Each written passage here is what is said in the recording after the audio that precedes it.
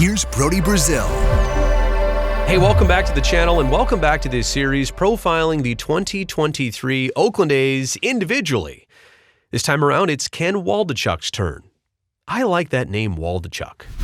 Sounds sophisticated, maybe even exotic. I feel like he needs a nickname. Let's get a nickname for Ken. Put one down in the comment section below if you already know what it is. Maybe Waldo. Like, where's Waldo? Well, he's starting in the rotation every sixth day for the Oakland A's. At least that's the hope for this upcoming season. All right, let's get into the basics on Ken. He's 25 years old on opening day. He'll come in with 35 days of big league service time. So he's just getting into this. Started last year, actually in Double-A. But he came to Oakland as part of that August 1st trade deal with the Yankees in exchange for Frankie Montas and Lou Trevino. And Oakland got 4 players in return, including Waldichuk, also including J.P. Sears, who is profiled in this series. Those two very much expected to be a tandem of starting pitching for Oakland that could help get this team rising again back in the right direction. So more on Sears in a different video, obviously more on Waldichuk's future a little bit later on.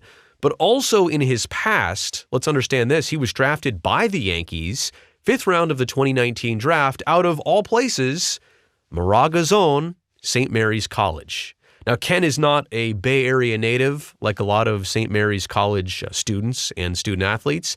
Grew up in San Diego, but hey, great. California guy, went to St. Mary's, now playing for the Oakland A's. That's reason to even like him more.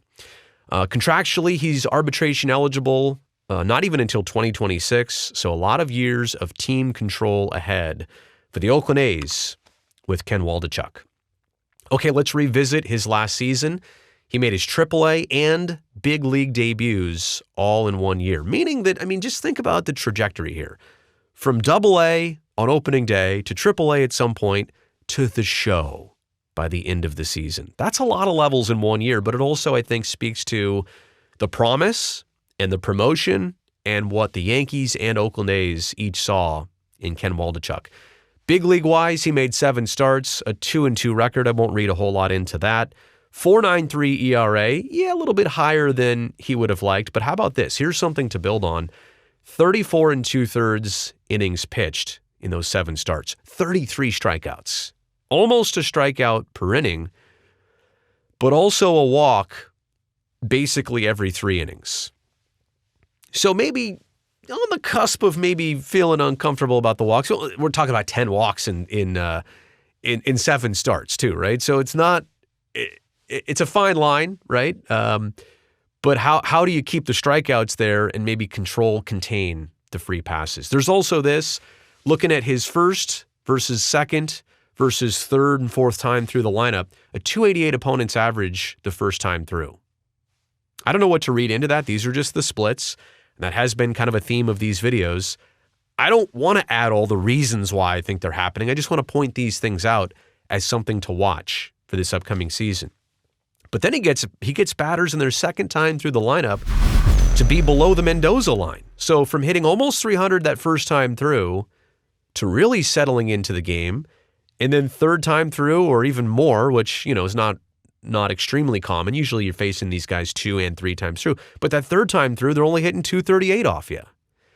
So it's that first time through the lineup. It's that establishing in the game that maybe was tough for Waldichuk last season. Again, all of this in a small sample size of 7 starts.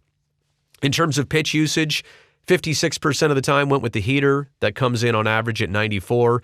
21% slider. That's 81 on the velo. 14% changeup at 82. And only 8% of the time he used the curveball at 75 miles an hour. In terms of minor league baseball last year, 21 starts, 6-4 record. Okay, I do like that ERA. 2.84. That is appealing, and a 644 OPS for opponents. He also represented the American League in the All-Stars Future Game, which obviously was right before the trade deadline, so he was in the Yankees organization as part of that, then came to the Oakland A's on August 1st. Okay, so let's now spin this forward for Ken Waldichuk. I really hope that these two are linked to each other in a great way. They kind of were last year. They came up slightly staggered times, but they came over at the same time. not identical in age and background and even the way that they pitch, but the fact that these two could grow, mature, and establish together. What does that remind you of? The Mats, Chapman and Olsen. Now, wait a second. I'm not here to throw all that weight on Sears and Waldichuk, but I will tell you, in talking to friend of the program, Stephen Vogt, just a couple days ago, I said, what are you excited about with the Oakland A's this upcoming season? You know what his number one thing he wanted to mention was, besides all the free agent utility players and versatility and, acquisitions he liked, the big thing he wanted to key in on were these two guys.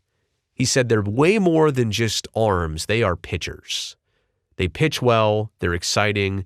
He was very, very upbeat on what he expects for Sears and Waldichuk individually and together this season. So I believe in Stephen Vogt, of course, but I believe in what he says too. How about this? From starts to finish. And last year, Waldichuk was able to, he made the start in 162. He made the final start of the season for the Oakland A's. Now, granted, his season was stretched out differently, like he wasn't up at the big league level, but this year, knock on wood, that's what he's going to get that opportunity. I just want to make sure that Ken Waldichuk can not only endure this season, I hope he thrives in it, but I want to see him get to the end. I want to see him pitching late September, early October baseball. And I want to see him feeling good about it. Like that to me will mean just as much as having a good season is having a full season. And last but not least, we're looking at his strikeouts, and you could even go back into minor league baseball the last couple of years. This dude gets pretty much a strikeout per inning pitched. Now, if you're going to do that on the regular, that's harder to do, right? At Major League Baseball at that level with the scouting and the hitters and obviously everything. But if you can kind of make that your mainstay, look, I don't mind if you pitch to contact and lower your pitch count and go longer in games, but if you can keep the strikeouts coming, if that's your thing, I'm all for it. So hopefully decays continue for Waldichuk. He can minimize some of the walks and free passes. Ken Waldichuk, the lefty, you look good in Kelly Green. Everybody does. Way better than those stripes like Waldo, right? Like I was saying before. Where's Waldo?